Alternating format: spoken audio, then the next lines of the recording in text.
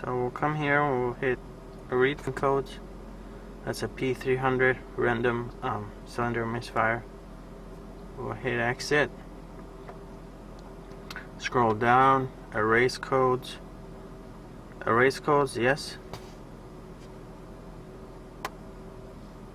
And then we'll hit exit again.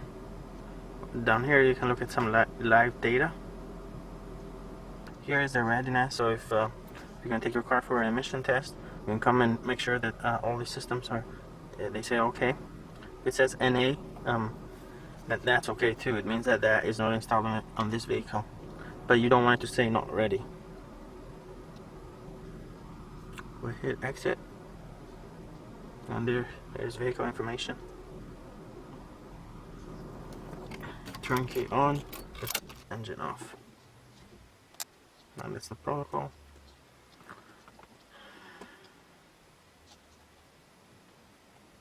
Now if you come here, you can change the language in this scanner. German, English, Spanish, French, Portuguese, Samoan, and screen contrast.